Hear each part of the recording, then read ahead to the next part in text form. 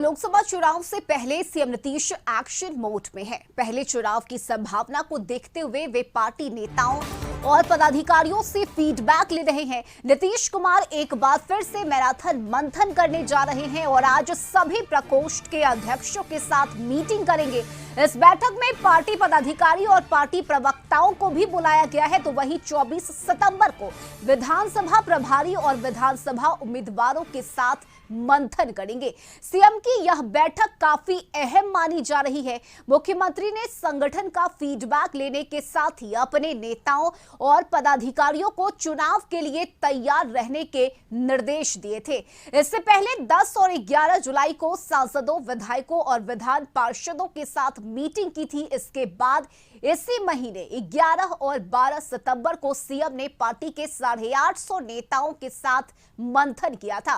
CM ने जिला अध्यक्षों, प्रमंडल प्रभारियों और प्रखंड अध्यक्षों के साथ मीटिंग की थी। 3 महीनों में नीतीश कुमार ने पार्टी के सभी पदाधिकारियों के साथ मीटिंग कर ली है। मतलब और मायने साफ है, नीतीश कुमार हर तरफ से तैयारी कर रहे हैं, चाहे वो लोकसभा चुनाव हो या फिर विधानसभा चुनाव।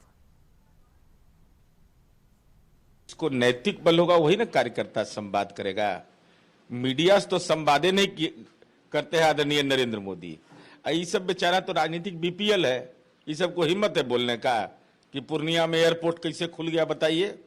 ये पूछ सकता है? हिम्मत है बीजेपी बिहार का जो मंत्री है उसको हिम्मत नहीं है ये बोलने का कि नवादा में कैसे आप कह दिए झूठ कि रजौली में ताप घर बन गया। और इस वक्त सहयोगी आशुतोष चंद्रा हमारे साथ लाइव जुड़े हुए हैं। आशुतोष, 24 में लोकसभा का चुनाव और 25 में विधानसभा का चुनाव, जिम्मेदारी बड़ी है और ऐसे में नीतीश कुमार नहीं चाहते कि कोई भी गलती रहे, कोई भी चूक रह जाए और यही कारण है कि लगातार एक के बाद एक मीटिंग कर रहे हैं मुख्यमंत्री। आज के दिन को लेकर क्या पूरी जानकारी?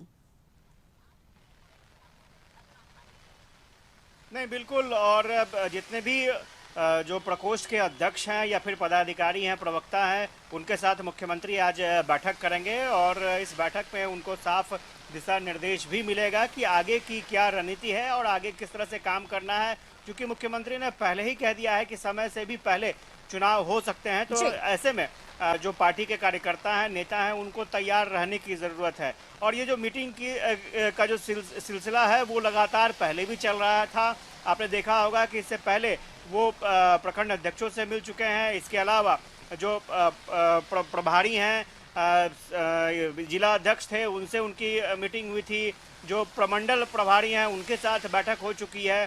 तो स्वाभाविक तौर पर यह सिलसिला चलेगा और इसके बाद एक और मीटिंग होगी। जो विधानसभा प्रभारी हैं उनके साथ भी नीतीश कुमार बैठेंगे और मीटिंग करेंगे। तो स्वाभाविक तौर पर चुनाव नज़दीक है और ऐसे में जिम्मेवारी बहुत ज़्यादा है जो जेडीयू के नेता हैं, क्योंकि इस बार नए गठबंधन के साथ चुनाव में जाना है। तो ये सबसे बड़ी बात है कि तालमेल, आपसी तालमेल किस तरह से बेहतर बनाया जा सके। क्योंकि आपको याद होगा कि पिछली बार जो चुनाव हुए थे, लोकसभा चुनाव, उसमें जेडीयू और आरजेडी एक दूसरे के खिलाफ चुनाव लड़े थे। कांग्रेस से भी जेडीयू ने खिलाफ चुनाव लड़ा था। और लेकिन इस बार परिस्थितियां बिल्कुल अलग है। इस बार बीजेपी के खिलाफ और एनडीए के खिलाफ चुनाव लड़ना है जेडीयू गठबंधन को। तो स्वाभाविक तौर पर जेडीयू के कार्यकर्ताओं को, नेताओं को किन बातों का ख्याल रखना है, क्या ध्यान रखना है। प्रवक्ताओं को इसलिए बुला रहे हैं कि जो हाल के दिनों में जो परिस्थितियां बनी है, ये भी कहा जा रहा था कि नीतीश कुमार के प्रति बीजेपी सॉफ्ट हुई है। तो कैसे बीजेपी को काउंटर करना है, किन मुद्दों पर घेरना है, कहां तक घेरना है, ये